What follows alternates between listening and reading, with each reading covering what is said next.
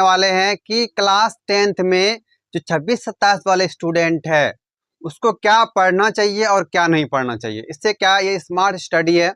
कभी कभी ऐसा होता है कि पढ़ते तो बहुत है लेकिन क्या होता है, नंबर कम आता है। उसका रीज़न क्या है?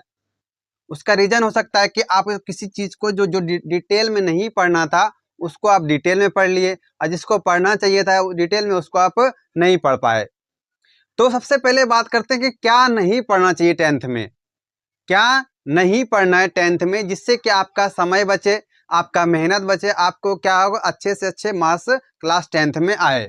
पहला क्या है, जाइलम और फ्लोएम। जाइलम और फ्लोएम तो पढ़ना है, इसका डिफिनेशन पढ़ना है, छोटा सा एक डिफिनेशन याद कर लेना है इसका, लेकिन इसका मैकेनिज्म नहीं पढ़ना है, पूरा डीप में नहीं जाना। यहीं पे बच्चा क्या गलती करता है कि बड़ा बड़ा आंसर लिखता है, इसका पूरा मैकेनिज्म लिख देता है। तो ये क्या हुआ कि इसमें इसका टाइम बहुत बहुत कंज्यूम हो जाएगा, क्योंकि ये सब क्या थोड़ा सा लेंदी होता है, तो इसमें टाइम बहुत कंज्यूम हो जाएगा। तो उस बच्चे का जो मेहनत तो क्या, लेकिन क्या होगा, नंबर थोड़ा कम आएगा। उसके बाद आता है हार्ट, कि हार्ट को पढ़ना है, हार्ट का डायग्राम पढ़ना है, हार्ट में कैसे काम करता है उन सबको पढ़ना है, लेकिन जो सिर्फ बेसिक से, ऐसा नहीं बहुत ज़्यादा डीप में जाना है। क्या, जैसे इसमें क्या कि उसमें सिस्टोल सब नहीं पढ़ना है, तो इसमें डीप में पूरा नहीं, इसमें सिर्फ बेसिक पढ़ना है, एक्स्ट्रा ये नहीं पढ़ना है। उसके बाद आता है प्लांट हार्मोन, मतलब पौधों में हार्मोन, पौधा में हार्मोन। तो पौधों में हार्मोन का सिर्फ डिफिनेशन पढ़ना है, इसमें क्या पूरा डिटेल में नहीं जाना, हार्मोन से में क्या होता है, कैसे होता है, क्यों होता है, उसमें नहीं घुसना है, सिर्फ डिफिनेशन याद कीजिए। उसके बाद आता है रिफ्लेक्स एक्शन और रिफ्लेक्ट आर्क, इन दोनों का डिफिनेशन याद कर लीजिएगा, ये बहुत ज़्यादा डीप में नहीं जाना है। एक आता है कॉन्सेप्टिव मेथड, इसका सिर्फ टाइप पढ़ लेना, बहुत ज़्यादा डिटेल में नहीं पढ़ना है कि कैसे होता है, क्यों होता है, कैसे किया जाता है। अगर ये पढ़ोगे तो बहुत बड़ा हो जाएगा, इसीलिए इसमें क्या सिर्फ टाइप पढ़ लेना है।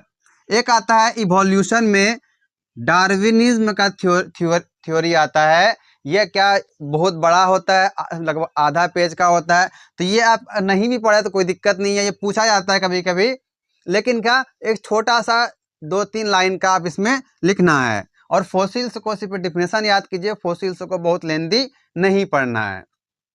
अब बात करें कि क्या पढ़ना जरूरी है, जो कि एग्जाम में आता ही आता है और अच्छे तरीके से आता है, वो है आपका डाइजेस्टिव सिस्टम, पाचन तंत्र, कि कैसे डाइजेस्टिव सिस्टम है, क्या कौन सा अंग है, कैसे पाचन होता है, कौन सा एंजाइम रहता है, किस एंजाइम से खाना पचता है, ये आपको डिटेल में पढ़ना है, पाचन तंत्र।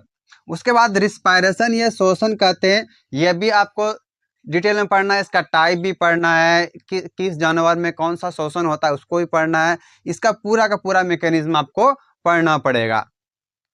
तीसरा आता है हार्ट, चौथा, ये हार्ट को भी आपको पढ़ना होगा, लेकिन बहुत ज़्यादा डीप में नहीं जाना है, इसको ऊपर ऊपर से पढ़ना है। किडनी और नेफ्रॉन, इसको आपको अच्छे से पढ़ना होगा, यह थोड़ा लेंदी होगा। इसमें क्या कि नंबर्स भी आते हैं, इसमें डायग्राम पूछा जाता है, डायग्राम भी पूछ लेगा। ये फिर इसमें कभी कभी क्या होता है कि 20 से उठा के ऑब्जेक्टिव में पूछ लेगा, तो ये क्लास 10th के लिए ये सारा इम्पोर्टेंट है। फिर जनन के प्रकार हो गया, लैंगिक जनन और अलैंगिक जनन, ये भी इम्पोर्टेंट है, यहाँ से आपका क्वेश्चन आएगा। और एक mono hybrid cross, di hybrid cross, ये सब क्वेश्चन आता है क्लास 10th में। तो ये क्या था क्लास 10th के लिए important question, digestive system, respiratory system, heart, kidney, nephron, जनन के प्रकार और मोनो हाइब्रिड क्रॉस। इसमें से कम आपको एग्जाम में 2 से 3 क्वेश्चन देखने को मिलेगा, मतलब लगभग 10 से 12 क्वेश्चन देखने को मिल जाएगा। सिर्फ बायोलॉजी की बात कर रहे हैं हम।